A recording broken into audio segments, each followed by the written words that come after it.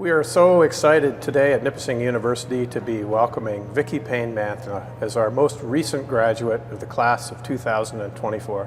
Congratulations, Vicki, on an amazing career in public life and private life. I want to ask you some questions because over a period of time, for those of us who have been in the business for quite some time, it's a matter of decades and things change. So I want to ask you, you've had your feet in two worlds. You've been involved in the service of post-secondary education for a long time, but you've also been in the private sector for a long time, helping small businesses, sitting on boards. I want you to try and reconcile the two worlds and tell me about your experiences and what really made you in those two worlds.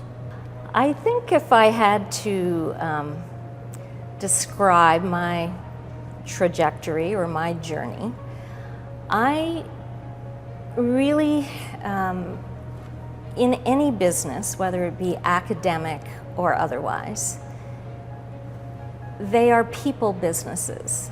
And I think the skills are transferable between one world and the other. If you listen to people, even in the face of having to make very difficult decisions, but if you listen to people and you internalize what you're hearing, and you take the seeds of what people want to see accomplished, whether it's in the private sector or in the academic sector, you can bring things to fruition if you socialize them properly. So I think people will follow a leader if they believe in what you are saying and you are true, your authentic self. You don't put a mask on when you go to work. You are who you are. And I think that resonates with people and they trust you to follow wherever you are going. And you never do things alone. It's always a team effort. Or I have found it's always a team effort. You may have great ideas, but other people have great ideas as well. And you know, the collective can sometimes do much more than one person alone.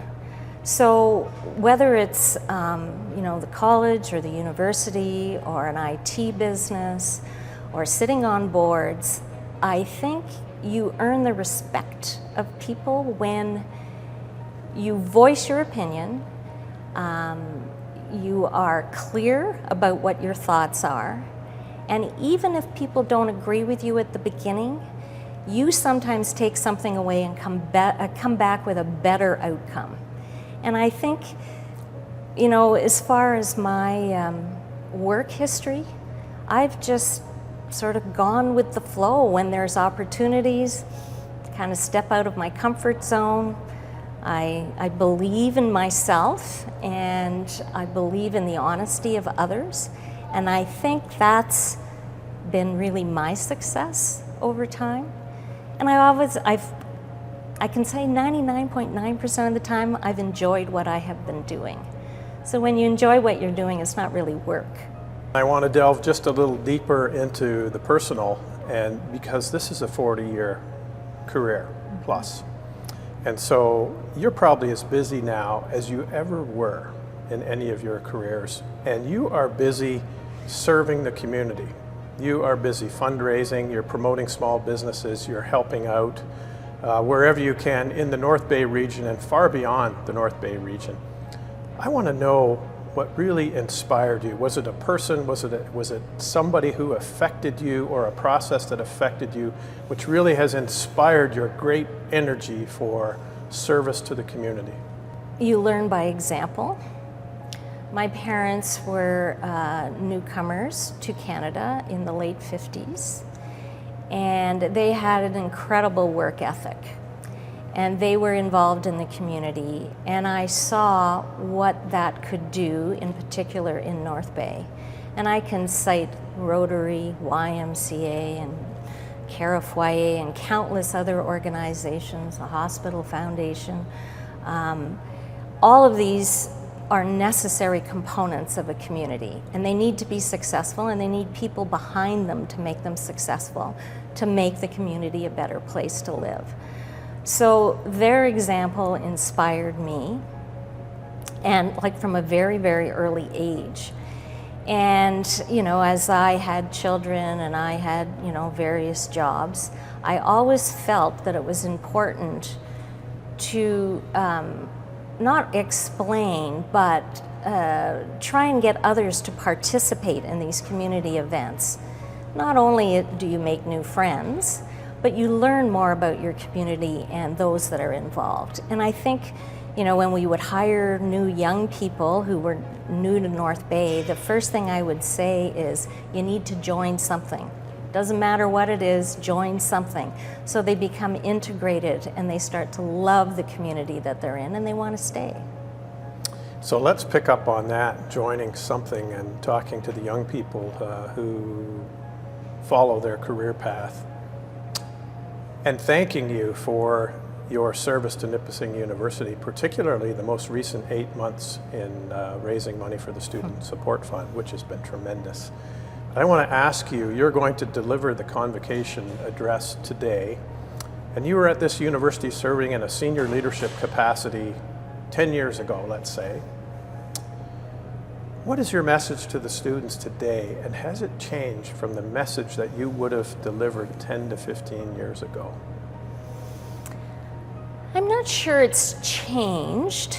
My message would still be, whatever you do, or whatever you decide, whatever program, whatever job you take after you leave Nipissing University, whatever you do it with passion.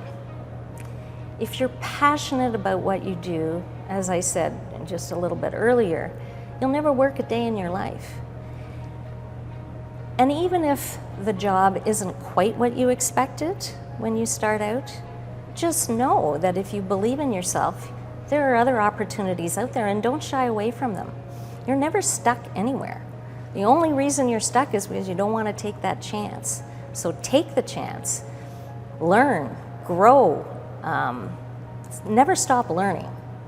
And I think if you do that, or you have that mindset, things happen to you, and they're good things that happen to you. And you will find your way, you will find the career, or you will, you know, achieve the goals that you want to achieve. And success is different for every person. It's just a word. If you're happy with what you're doing, that's success.